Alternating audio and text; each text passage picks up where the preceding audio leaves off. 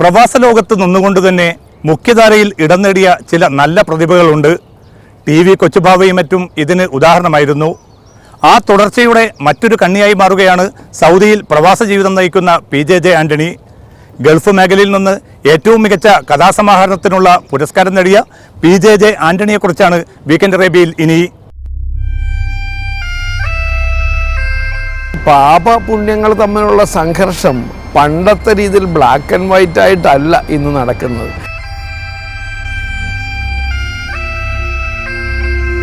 ഇന്ന് നമുക്ക് ആരെയെങ്കിലും പാപിയെന്നോ അല്ലെങ്കിൽ ഒരാളെ നല്ല മനുഷ്യനെന്നോ മാറ്റും. നല്ല മനുഷ്യനിൽ തിന്മയുണ്ടാകും, ഈ നമ്മൾ ചീത്ത എന്ന് പറയുന്ന മനുഷ്യരിൽ നന്മയും കാണുന്നുണ്ട്.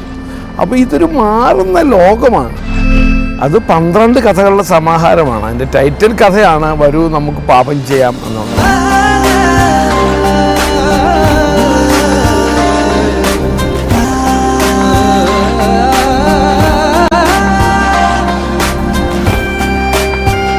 ഇത് PJJ ആൻ്റണി.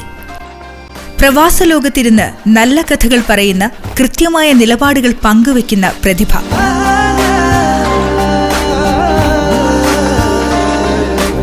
ജീവിതത്തിൽ നല്ലൊരു കാലവും പ്രവാസം തന്നെയായിരുന്നു ആൻ്റണിക്ക്. അതിൽ ഒട്ടും ആധിയില്ല. മറ്റു പലരെയും പോലെ പ്രവാസത്തിന്റെ പരിമിതികൾ പറഞ്ഞ് ഉൾവലിയുകയായിരുന്നില്ല ഈ കഥാകാരൻ. പൂർണ്ണമായും വിശുദ്ധനായിട്ട് ജീവിക്കാനാണ് എങ്കിൽ നിങ്ങളെ ഈ ലോകത്ത് നിന്ന് പറഞ്ഞയച്ചേ പറ്റൂ. താങ്കൾക്ക് ഇവിടെ ജീവിക്കാൻ അവകാശമില്ല എന്ന് ഒരു കത്തോലിക്ക പുരോഹിതനോട് പറയുന്ന ഒരു ചെറുപ്പക്കാരി പെണ്ണിനെ ചുറ്റിപ്പറ്റിയുള്ള ഒരു കഥയാണിത്.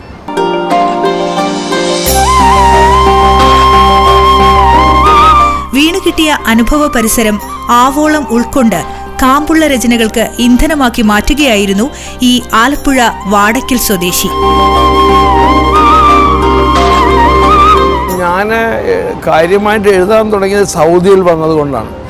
സൗദി എനിക്ക് തന്നത്ര സ്വച്ഛന്ദത, നമുക്ക് എഴുതാനൊരു അതായത് ഇഷ്ടംപോലെ പ്രക്ഷുബ്ധമായ ജീവിതത്തിന് നടുക്ക് ഒരു തുരുത്തുണ്ടാക്കിയാലേ എഴുത്തുകാരന് എഴുതാൻ സാധിക്കും. ഗൾഫ് പ്രവാസത്തിന്റെ തുടക്കം UAE-യിലായിരുന്നു. പിന്നീട് സൗദി അറേബ്യയിലെ ജുബൈലിൽ വൻകിട കമ്പനിയുടെ പേഴ്സണൽ മാനേജർ പദവിയിൽ. പ്രവാസത്തെക്കുറിച്ചും പ്രവാസ സാഹിത്യത്തെക്കുറിച്ചും ആൻ്റണിക്ക് തന്റേതായ കാഴ്ചപ്പാടുകളുണ്ട്. പ്രവാസി അതിനെ അഭിമുഖീകരിക്കുന്നത് പോലെ ഒരിക്കലും നാട്ടിലുള്ള ആളുകൾ ഈ പലമയെ അഭിമുഖീകരിക്കുന്നില്ല. എനിക്ക് തോന്നുന്നു ഇന്നത്തെ സാഹിത്യത്തിൻ്റെ ഒരു എസെൻഷ്യൽ ക്വാളിറ്റിയാണ് ഈ പലമയെ സ്വീകരിക്കുക, ഉൾക്കൊള്ളുക, ആ ഒരു പശ്ചാത്തലത്തിൽ നിന്നുകൊണ്ട് എഴുതുക എന്ന് പറയും. അപ്പോൾ അങ്ങനെ വരുമ്പോൾ എനിക്ക് എഴുത്തിന് താങ്ങായതും എൻ്റെ എഴുത്തിൻ്റെ പ്രത്യേകതയായിട്ട് പലരും പറയുന്ന പല കാര്യങ്ങളും രൂപപ്പെട്ടതും ഞാൻ പ്രവാസിയായതുകൊണ്ടാണ്. സൗദി അറേബ്യയിൽ ഞാൻ വരാതിരുന്നെങ്കിൽ ഞാൻ ഇത്ര സീരിയസ് ആയിട്ട് എഴുതുമോ, അല്ലെങ്കിൽ ഇന്ന് ആളുകൾ കാണുന്ന സവിശേഷത എൻ്റെ എഴുത്തിലുണ്ടാകുമായിരുന്നോ എന്ന് എനിക്ക് സംശയമാണ്. അപ്പം അങ്ങനെ നോക്കിയാൽ എനിക്ക് പ്രദേശ ജീവിതം വളരെ പ്രയോജനകരമായിട്ടാണ് മാറിയത്. സൗദി അറേബ്യയെക്കുറിച്ചുള്ള മലയാളി മുൻവിധികളെയും തിരുത്തുകയാണ് ഈ എഴുത്തുകാരൻ. എനിക്ക് സൗദിയിലെ പ്രമുഖരായിട്ടുള്ള പത്രപ്രവർത്തകരും ചെറുപ്പക്കാരുടെ എഴുത്തുകാരും എനിക്ക് സുഹൃത്തുക്കളായിട്ടുണ്ട്. അതിൽ ചില ആളുകളെങ്കിലും ഒരു മലയാളിയുമായിട്ട് അടുത്തിടപഴകുന്നതിനേക്കാളും എന്നെ ജ്വലിപ്പിക്കുകയും ചെയ്തിട്ടുള്ള ചെറുപ്പക്കാരാണ് അവിടെയുള്ളത്. അവരുടെ അത്രയും സാന്ദ്രമായ സാഹിത്യാനുഭവമോ ജീവിത ദർശനമോ നമ്മുടെ എഴുത്തുകാരിൽ അധികമൊന്നും ഞാൻ കണ്ടിട്ടില്ല എന്ന് പറയാതിരിക്കാൻ നിവർത്തിയില്ല. മൗലികതയുള്ള നിലപാടുകളും രചനാ സവിശേഷതയും അതായിരിക്കും മുഖ്യധാരയിൽ പോലും PJJ ആൻ്റണിക്ക് ഒട്ടേറെ വായനക്കാരെ നേടിക്കൊടുത്ത ഘടകം.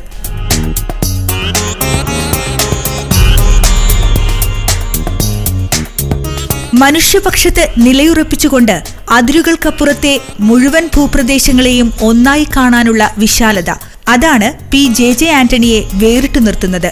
പ്രവാസ ലോകത്തെ എഴുത്തുകാരുടെ ചുരുങ്ങിയ ലോകമല്ല ആൻ്റണി കാണുന്നതും തേടുന്നതും. നമ്മൾ ഈ വീടിനുള്ളിലാണ്, അല്ലെങ്കിൽ ഓഫീസ് വീടിനുള്ള പൊതു ഇടങ്ങളും പൊതു ആശയങ്ങളും നമ്മുടെ കഥയിലേക്ക് വരുന്നില്ല. അപ്പോൾ കഥ ഇങ്ങനെയല്ല എഴുതേണ്ടതെന്ന് ലോകത്തിലുള്ള പല കഥകളും ലോകകഥകളുമായിട്ട് ഞാൻ വായിച്ചപ്പോൾ എനിക്ക് തോന്നിയൊരു കാര്യമാണ്, നമ്മുടെ കഥയിലേക്ക് ഇങ്ങനെയുള്ള കാര്യങ്ങൾ വന്നിട്ടില്ല. രാഷ്ട്രീയം നമ്മൾ പറഞ്ഞാലും നമുക്ക് കക്ഷി രാഷ്ട്രീയമേ ഉള്ളൂ, നമുക്ക് രാഷ്ട്രീയം നിർഭാഗ്യവശാൽ നമുക്കില്ല. നമുക്ക് മതബോധമേ ഉള്ളൂ, നമുക്ക് ആധ്യാത്മിക ബോധം ഇല്ലെന്ന് തന്നെ പറയണം. ഈ രണ്ടിൻ്റെ ഇടയിൽ വെച്ചുകൊണ്ട് എൻ്റെ കഥ മനുഷ്യരെ ഇന്ന് അലട്ടുന്ന, അല്ലെങ്കിൽ എൻ്റെ മക്കളെ, അല്ലെങ്കിൽ എൻ്റെ കൊച്ചുമക്കളെ വരാനിരിക്കുന്ന ലോകത്തിൽ അവരെന്തൊക്കെ അലട്ടും എന്നുള്ളതിന് ഉള്ള ഒരു ഉത്തരം തേടൽ കൂടിയാണ് എനിക്ക് കഥ.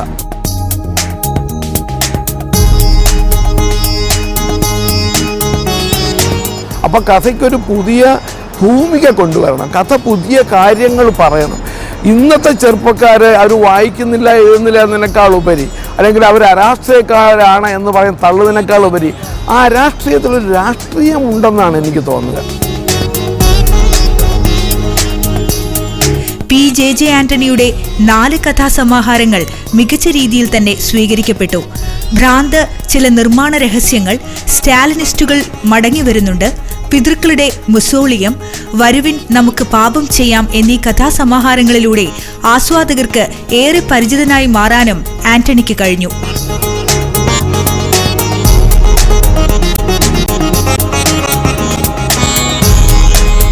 The other side of the Palestinian problem എന്നും പറഞ്ഞൊരു ലേഖനം എഴുതിക്കൊണ്ടാണ് ഞാൻ ആദ്യമായിട്ട്, അത് എഴുതുന്നില്ല, അതിൻ്റെ ആവശ്യം കാണുന്നില്ല എന്ന് തോന്നിയത് കൊണ്ടാണ്. അതിനെ മതത്തിൽ നിന്ന് അല്ലെങ്കിൽ അറബ് ദേശീയതയിൽ നിന്ന് മാറ്റി നിർത്തി അതിന് വിമോചനാത്മകമായ പല വശങ്ങളുണ്ട് എന്നും, അപ്പോൾ ആ രീതിയിൽ അതിനെ കാണണമെന്ന് എനിക്ക് തോന്നി. അപ്പോൾ അതിനെന്നെ സഹായിച്ചത് ഇവിടെ വന്നിട്ട് എനിക്ക് ഒരുപാട് പാലസ്തീൻ സുഹൃത്തുക്കളുണ്ടായി, അവരോട് നേരിട്ട് സംസാരിക്കുകയാണ്. അപ്പോൾ ഇത് നമ്മുടെ കാഴ്ചപ്പാടിനെ മാറ്റുന്നുണ്ട്.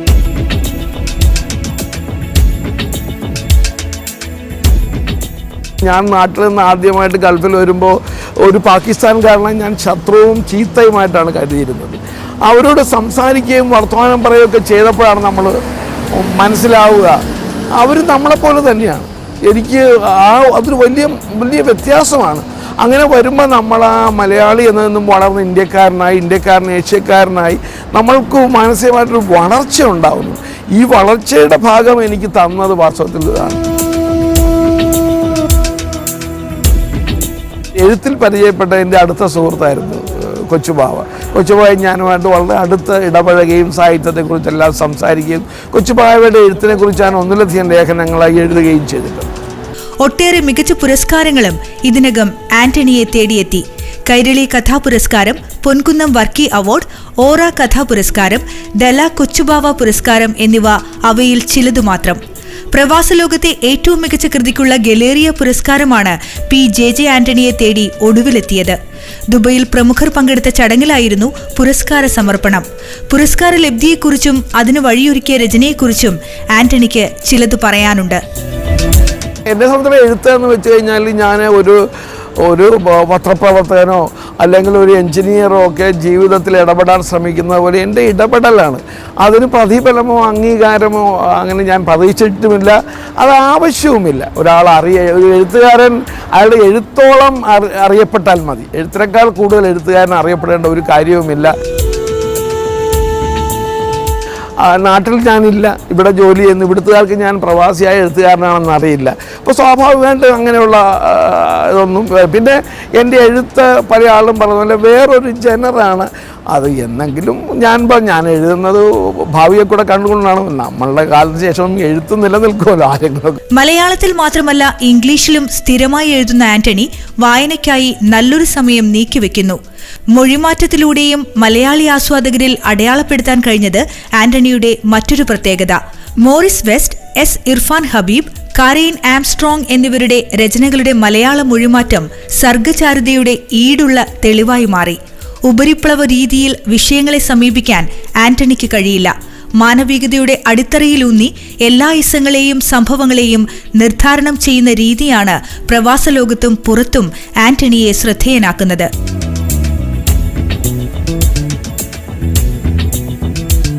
കഥാസമാഹാരങ്ങൾ 4 എണ്ണമാണ് എനിക്കുള്ളത്. 3 എണ്ണം DC, 1 എണ്ണം മാതൃഭൂമിയാണ് ചെയ്തിട്ടുള്ളത്. ഇപ്പം ചെയ്തുകൊണ്ടിരിക്കുന്നത് കരീൻ ആംസ്ട്രോങ്ങിൻ്റെ എ കേസ് ഫോർ ഗോഡ് എന്ന് പറയുന്ന പുസ്തകം DC വിക്കേണ്ടി വിവർത്തനം ചെയ്തു. അപ്പോൾ ഒരു വിവർത്തകൻ എന്ന നിലയിലും ഞാൻ തിരഞ്ഞെടുത്ത പുസ്തകങ്ങളാണ് ഞാൻ വിവർത്തനം ചെയ്തിട്ടുള്ളത്. സംസ്കാരം, സാഹിത്യം, ചരിത്രം, രാഷ്ട്രീയം, മതം തുടങ്ങി എല്ലാ മേഖലകളെക്കുറിച്ചും ഈ എഴുത്തുകാരന് കൃത്യമായ ബോധ്യമുണ്ട്. അത് തുറന്നു പ്രകടിപ്പിക്കാനുള്ള ആർജവത്വവും. പ്രവാസ ലോകത്തിന്റെ പ്രിയ കഥാകാരന് വീക്കെൻഡ് അറേബ്യയുടെ ആശംസകൾ.